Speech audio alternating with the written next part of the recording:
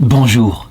Dans l'histoire de l'Église, il y a toutes sortes de saints. L'essentiel est que la racine qui produisait le fruit, l'arbre de vie, dans leur cœur, c'était la charité plantée dans l'humilité. Et cette charité produisait des fruits pour la vie éternelle. Parfois, Dieu a manifesté extérieurement la présence de cet arbre par des signes extraordinaires, ce qu'on appelle des phénomènes mystiques extraordinaires, ou même des charismes.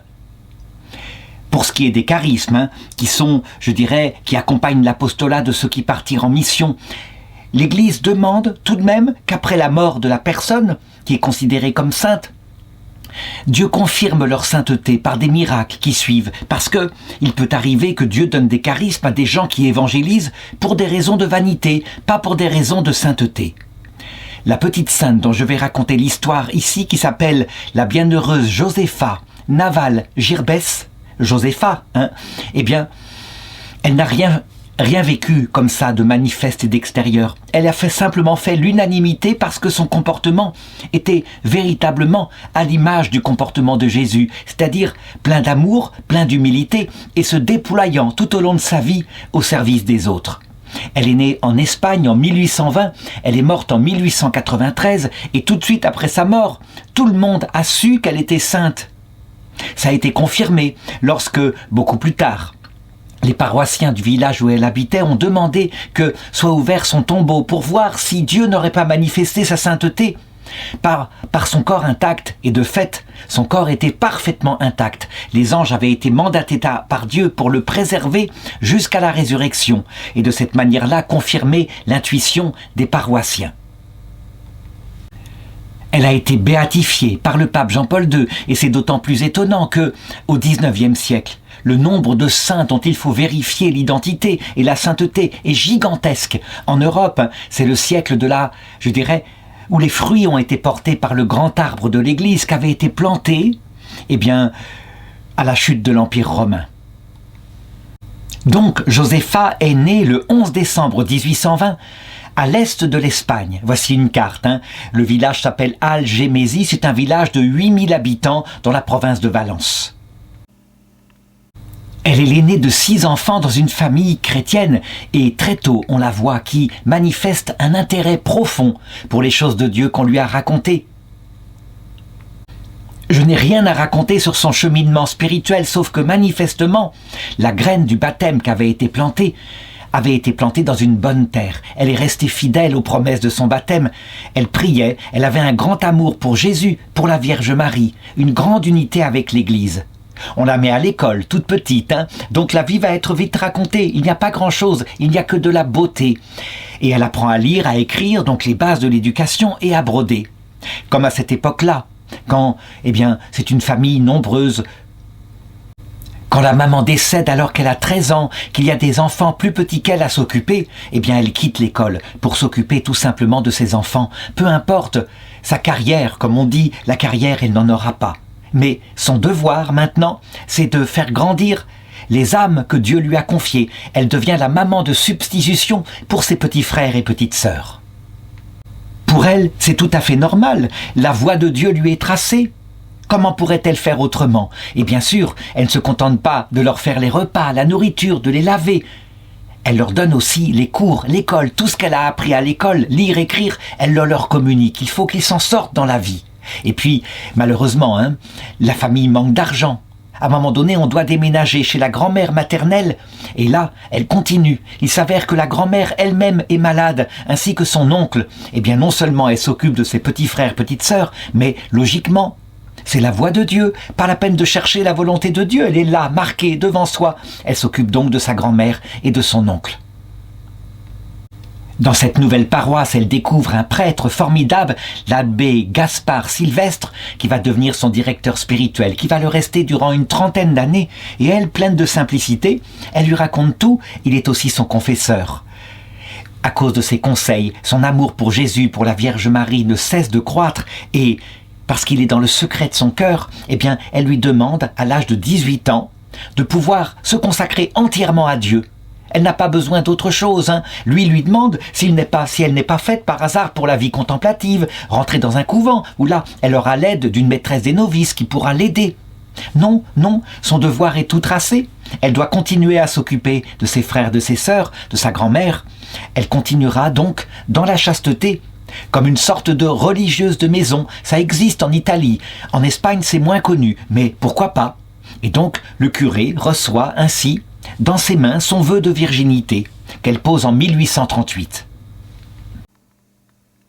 Et là, évidemment, je ne peux manquer de citer les phrases que le pape Jean-Paul II, lorsqu'il l'a béatifiée en 1988, a citées pour expliquer la suite de sa vie, qui est une explosion de bonté envers ses frères. Son divin époux, Jésus, a accompli en elle ce qu'il avait déclaré, qui demeure en moi et moi en lui, porte beaucoup de fruits. Jean 15, 5. Encore une fois, elle est simple, elle ne pose pas de grands raisonnements théologiques, elle aime Jésus, et son Jésus est mort pour tous ceux qui sont sur la terre, il est mort sur la croix, y compris pour ceux qui l'insultaient. Eh bien, logiquement, maintenant, avec son baptême, avec sa confirmation et sa vie de prière, elle va donc se mettre au service, par amour de Jésus, pour son prochain, là, autour d'elle, dans la paroisse. Pourquoi aller chercher plus loin? Pourquoi faire des grandes œuvres? Et la suite de l'histoire est simplement l'application logique de sa charité partout où se pose un nouveau problème. Évidemment, d'abord et en premier lieu, ne jamais quitter la source. Chaque jour, elle va à la messe. Ça, c'est obligatoire. Elle vit du Christ, c'est son époux céleste. Et donc, elle s'occupe très vite, le curé lui demande, de l'entretien de la paroisse, le balayage de l'église. Puis, elle découvre qu'il y a dans le village des jeunes filles pauvres, qui manquent du nécessaire, souvent parce qu'elles ont perdu leurs parents à une époque où les épidémies sont fréquentes. Il faut savoir que l'Espagne, à cette époque-là, eh bien,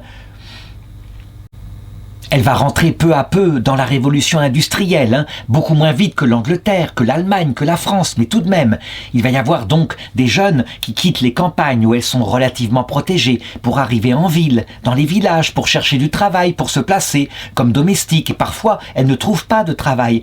Alors elles sont dans la misère, il n'y a pas d'aide sociale. Donc, parce qu'il y a quelque chose à faire, elle peut s'en occuper.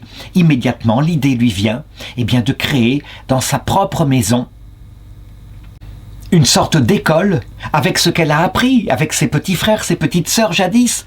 Elle est institutrice finalement, et donc une école gratuite. Il n'y a rien à payer. Viennent qui veulent. Ceux qui sont grands, ceux qui sont petits, peu importe, ils apprendront à lire, ils apprendront à écrire, ils apprendront un métier, et au-dessus de tout, ils apprendront à connaître notre Seigneur Jésus-Christ. Parce que, évidemment, quand on posséderait, disait saint Paul, toute la science des hommes et des anges, si on n'a pas la sagesse qui permet de comprendre pourquoi on est sur terre, on est comme un bateau errant. Elle en est parfaitement conscience. Quand elle fonde cette œuvre majeure de sa vie, qui est son école dans cette maison, elle a 28 ans, ce qui veut dire que les choses ne se sont pas faites d'un seul coup. Entre ses 18 et ses 28 ans, peu à peu, elle s'est approfondie dans de plus en plus d'apostolats. Et là, avec son bon sens, demande-t-elle la permission à son curé? Probablement, c'est tout à fait typique d'elle. Mais avec son bon sens, elle se lance dans ce que le Concile Vatican II, un siècle plus tard, encouragera. L'apostolat des laïcs. Oui, depuis le Concile Vatican II, tout laïc baptisé, et encore plus s'il est confirmé, a un devoir d'apostolat. C'est comme cela. Il n'y a plus besoin de demander la permission à son évêque, à son prêtre, même si on doit le faire, on peut le faire s'il y a un prêtre ou un évêque. On doit se lancer, tout simplement, c'est une conséquence de son baptême. Et l'évêque, qui quelquefois est très loin, si l'œuvre se développe, il a un devoir de vérifier que c'est bien catholique. Donc, c'est a posteriori, on pourrait dire que l'évêque c'est un veilleur, quelqu'un qui laisse pousser les pousses de l'Esprit Saint, qui ensuite vérifie s'il faut tailler quelque peu, s'il faut, pour donner le critère d'être une œuvre catholique, s'il faut donner sa bénédiction. Quant à elle, il n'y a aucun problème, elle fait tout en communion avec le prêtre, et donc la formation qu'elle donne aux jeunes filles pauvres et aux femmes leur permet d'avoir un métier. Elle leur apprend en particulier la broderie, ça c'est la compétence qu'elle a acquis étant plus petite. Mais elle ne fait pas que cela, l'économie domestique, gérer l'argent, se comporter comme une bonne mère, se comporter comme une bonne épouse, bref, tout ce qui peut servir. Et les jeunes partout du village viennent la voir, et les femmes plus âgées, pour lui demander des conseils, et les conseils sont toujours judicieux. Le conseil, par exemple, d'une femme dont le mari passe son temps au café et ne revient pas à la maison. Les conseils sont tout à fait de bon sens, hein.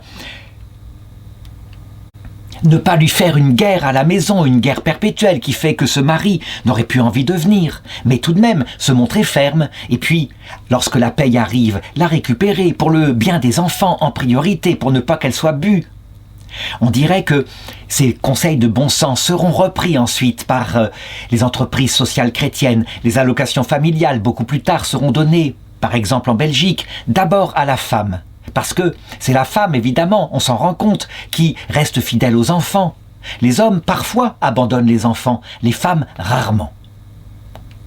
Et bien sûr, cette petite femme discrète, qui maintenant porte une sorte de costume simple, un peu en noir, et qui ressemble à ça. Lorsqu'elle a 35-40 ans, eh bien, voici qu'elle se rend compte qu'il y a d'autres choses à faire dans le village. Les malades, les pauvres, les personnes âgées, les orphelins, qui s'en occupent? Et elle se lance aussitôt à porter des vêtements de rechange aux personnes qui ne peuvent plus se lever, les personnes grabataires. Bref, la charité miraculeuse s'étend à tout. On dirait quelqu'un comme Saint Vincent de Paul, mais dans un petit village, avec le même cheminement logique qu'avait eu Saint Vincent de Paul, qui lui-même avait inventé toutes sortes de choses et à un moment donné avait fini par créer un orphelinat à cause des bébés abandonnés par des servantes engrossées par leur maître qui souvent les avaient renvoyés et qui ne pouvaient pas garder un enfant qui les déposait au pied des églises. Elle, c'est pareil, la charité simplement agit partout où il y a de la charité à faire. Où est le secret de Josépha? Cette femme laïque si simple que tout le monde aime dans le village, tout le monde, personne jamais ne la critiquera. Ça arrive souvent, hein, on critique, on voit des personnes comme ça, on trouve quelque chose sous-jacent, l'âme humaine est capable de méchanceté. Là, ce n'est pas possible. Elle est une vierge rayonnante. On pourrait presque dire, en voyant Josépha, que c'est sans doute comme ça que la Vierge Marie, dans son propre village à Nazareth, devait être considérée, un trésor à l'intérieur du cœur que personne ne voyait, mais dont on voyait les effets à l'extérieur. On demande à Josépha, comment faire pour vivre? Et elle répond, toujours, sans arrêt, prière, prière. Priez un peu chaque jour, et la vie, vous verrez, sera plus facile et plus supportable. Apprenez à parler avec Dieu, sans parole, et pratiquez ainsi une prière de méditation. Soyez fidèles et respectueux devant le Seigneur et dans sa sainte Eucharistie. Là, je crois que tout est dit, ça a été précieusement noté par ses contemporains. C'est le secret de sa vie. Voilà la racine de l'arbre qui produisait tant de beaux fruits.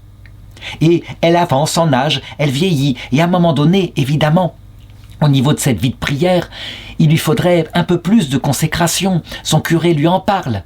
Pourquoi est-ce qu'elle ne rentrerait pas, elle qui aime tellement les grands docteurs de l'Église espagnole comme Sainte Thérèse d'Avila, Saint Jean de la Croix, qui ont tellement écrit sur les épreuves de la vie spirituelle et elle les lit avec passion?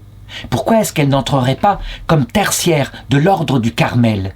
Donc elle pourrait rester très exactement où elle est, ça ne poserait aucun problème, mais en même temps elle recevrait la direction spirituelle, d'autant plus que le prêtre, lui, vieillit, de spécialiste de l'âme. Et donc elle accepte, elle va voir le Carmel d'à côté et elle devient membre de l'ordre, du tiers ordre de la Vierge du Carmel et de Sainte Thérèse d'Avila. Elle se met à porter à partir de cette époque une robe marron, comme en portent les carmélites, même si on le voit, elle porte un scapulaire mais plus petit autour du cou, comme cela. C'est son costume de religieuse, elle le gardera toute sa vie. Les carmélites et les carmes, quant à eux, portent un grand scapulaire par devant, par derrière, qui est très long, très long. Elle, non, le petit scapulaire, marron, mais ça revient au même, un petit morceau de tissu qui ressemble à ça. Le symbole du scapulaire, c'est d'être le vêtement de la Vierge Marie. On représente souvent des images où on voit la Vierge Marie qui a un grand manteau et sous son manteau ses enfants réfugiés. Elle promet la Vierge Marie de les protéger et de les emmener vers la vie éternelle, en toute sûreté, sans qu'aucun ne se perde. C'est ça. On porte ce vêtement avec dessus des écritures pour signifier qu'on s'est consacré à la Vierge Marie, qu'on lui confie notre salut. Et c'est ce que fait Josépha. Sa notoriété dans le village dépasse le village. On sait maintenant qu'on a une sainte. Il y aura même un peintre espagnol qui viendra faire son portrait. À cet âge-là, voici ce que ça donne. Hein. Et on voit ce regard franc. Il n'y a pas de mimique, hein. Ce n'est pas sur le côté, ce n'est pas, je dirais, baroque comme on dirait. Simplement, la bonté d'une femme qui regarde droit dans les yeux et qui conduit au Seigneur. Souvent, c'est quand arrive une épreuve terrible que se manifeste évidemment jusqu'où va la charité. Parfois, il y a des dames d'œuvre, hein, des dames de la haute noblesse qui vont s'occuper des pauvres. Elles le font une fois par semaine avec leur enfant, un panier qu'elles donnent. Mais lorsqu'arrive la maladie terrible, l'épidémie de choléra en 1885, elle a 65 ans, cette épidémie qui est sale, qui provoque des vomissures, des diarrhées, toutes sortes de choses, qui est aussi très contagieuse. On ne sait pas du tout, à cette époque-là, d'où elle vient. Eh bien, c'est là qu'on va voir, je dirais, s'épanouir la source de son comportement. Sa vie, sa survie, ça n'a aucune importance. Ce qui compte, c'est les malades. Oui, s'occuper des malades, les assister, leur parler de la vie éternelle, les préparer. Elle n'est pas prêtre, elle ne peut pas leur donner les 3 sacrements qui accompagnent vers la mort, mais elle leur donne l'équivalent, à savoir une parole qui leur dit à quel point le Seigneur leur pardonne leurs péchés, à quel point il va se montrer à elle quand il va venir les chercher. Donc, ça donne l'équivalent du sacrement de l'extrême onction, dont le but est de se séparer de la terre, de se détacher de ses attaches terrestres pour s'attacher au ciel. Et puis, que le Seigneur va venir, ce qui correspond au viatique. Le viatique, c'est l'Eucharistie qu'on reçoit. Mais quand il n'y a pas de prêtre à cause de la gravité de l'épidémie, on ne peut pas recevoir le viatique, alors on reçoit la présence intérieure du Seigneur par la prière. Et ça, c'est ce qu'elle donne. Puis l'épidémie se tasse, la vie redevient normale et de nouveau des orphelins dans la rue. De nouveau, il faut continuer l'apostolat. Elle reprend les choses complètement. Jusqu'au terme de sa vie, personne ne l'arrêtera. Le 24 février 1893, à 72 ans, elle meurt dans sa maison, tout simplement. Elle était tombée malade, sa santé déclinait. Le prêtre était venu à sa demande lui donner les derniers sacrements, les 3 sacrements que elle reçoit sacramentellement. Donc, l'absolution pour ses péchés mortels, mais elle n'en avait pas. L'onction des malades pour ses péchés véniels, mais elle avait montré le jour de l'épidémie de choléra, elle n'attendait que la venue de Jésus. Et le viatique, l'Eucharistie, pour franchir le passage de la mort. Elle demande simplement qu'elle soit enterrée dans sa tunique brune qu'elle aime tellement, sa tunique de tertiaire carmélitaine, et ça lui est accordé. Chose merveilleuse, la nouvelle de sa mort quand elle se répand dans la ville petite. À son enterrement, une foule totale est là, toute la ville est là, presque sans exception. C'est une manifestation évidente de la piété populaire envers celle dont on sait qu'elle est une sainte. Et on se met à se rendre sur son tombeau. On se met à lui demander des grâces. Elle s'occupait de nous tant qu'elle était sur la terre jusqu'au bout. Pourquoi est-ce qu'elle ne continuerait pas à s'occuper de nous maintenant qu'elle est au ciel ? Et 50 ans se passent et la dévotion ne s'arrête pas. Il semble que les gens demandent à l'évêque que sa cause en béatification soit ouverte. Ce que l'évêque, évidemment, puisque les critères sont là, une dévotion populaire qui est stable, qui dure de génération en génération. Eh bien, il finit par ouvrir l'enquête. Et donc, 50 ans après sa mort, en 1946, on décide de procéder, selon l'ordre canonique, à l'ouverture de son cercueil. C'est une chose habituelle, hein, qui n'est pas forcée. Parfois, on retrouve le corps intact. Là, c'est un bon signe. Mais parfois, on ne le retrouve pas. Et les critères de Dieu sont très spéciaux. Par exemple, l'une des plus grandes saintes, morte à peu près à la même époque qu'elle, Sainte Thérèse de l'Enfant Jésus, avait écrit dans son livre « Ah, je suis allée en Italie et j'ai vu comment le travail des anges parfois n'était pas très réussi. Quand on sort quelqu'un du tombeau, ce n'est pas fameux. » Et du coup, elle disait avec humour « Oh, je préférerais être réduite en poussière que d'être dans cet état-là. » La réalité, c'est que Sainte Thérèse avait vu Saint Crispin. Lui, c'était exceptionnel. Sa momie était comme fraîche. Et puis, il y avait Sainte Cécile, elle, dont le corps avait été retrouvé au XVIe siècle. Il y avait Sainte Germaine de Pibrac, comme si elle venait de mourir. C'est extrêmement rare, ça. Et c'est quand un ange qui est assigné à cette tâche, vraiment, il y met toute sa puissance.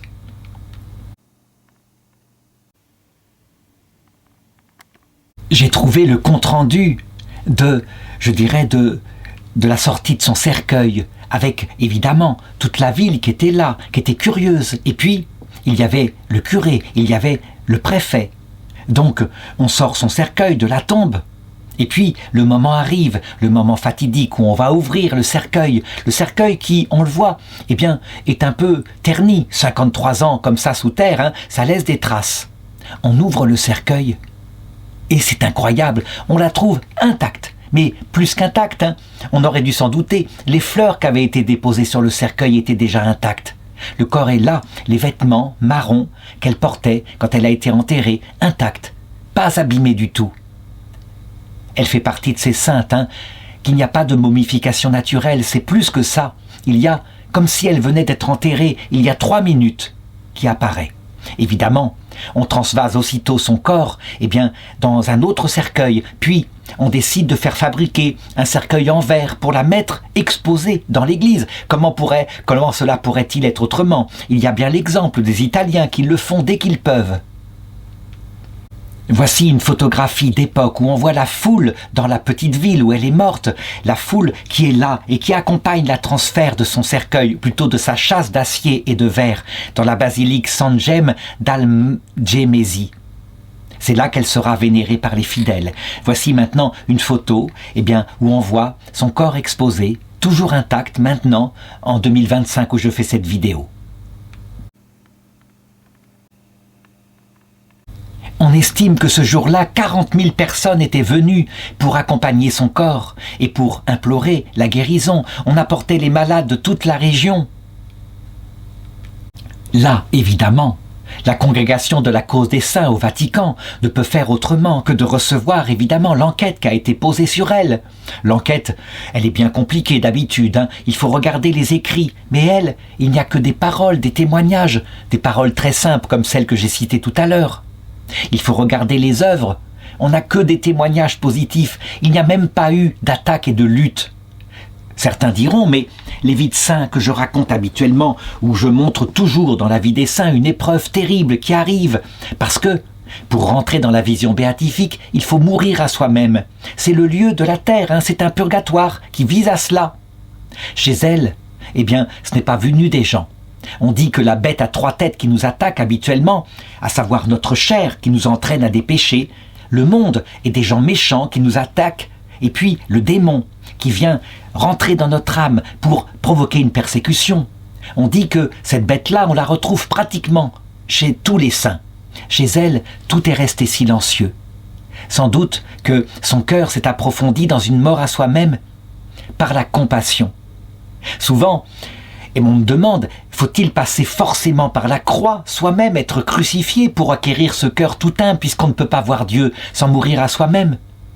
Au début, je disais, je ne vois pas d'autre solution, en pensant à ma propre vie, en me disant, eh bien, un rhinocéros comme moi, il faut bien qu'il soit un peu, je dirais, flagellé pour apprendre l'humilité. Mais parfois, quand des âmes sont simplement limpides, et j'en ai rencontré, ça m'est arrivé, des personnes totalement limpides, qui ne pensent jamais à elles, qui ne s'en rendent même pas compte.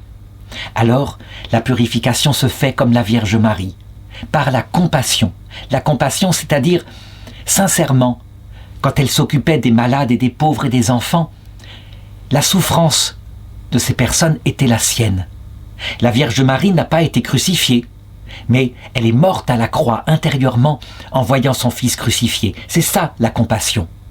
Donc, c'est le même chemin qui conduit à la même chose, mais qui n'oblige pas de passer par la croix physique que le Christ a connue, c'est-à-dire par exemple l'agonie, la maladie atroce, les attaques du démon, les nuits intérieures profondes.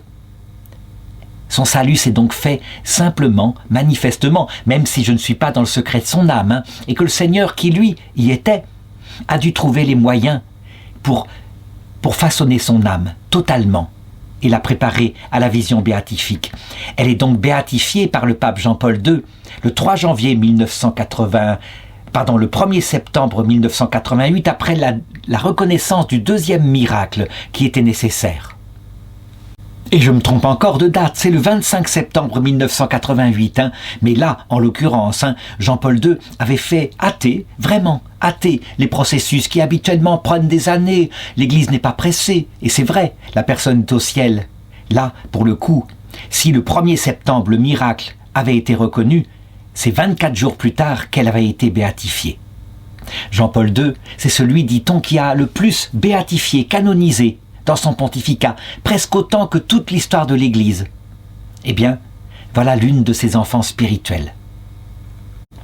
Que conclure de cette histoire? Eh bien, pour ceux qui n'ont aucun phénomène mystique extraordinaire, aucune vision de Dieu, rien, alors qu'ils prennent exemple sur Sainte Josépha, en s'occupant simplement, au jour le jour, d'abord dans la prière, mais en s'occupant de son prochain. Son prochain, c'est qui? C'est son enfant, son épouse, c'est son mari, sa grand-mère. S'occuper de son prochain, son voisin, éventuellement. Pas la peine d'aller chercher au bout du monde un apostolat.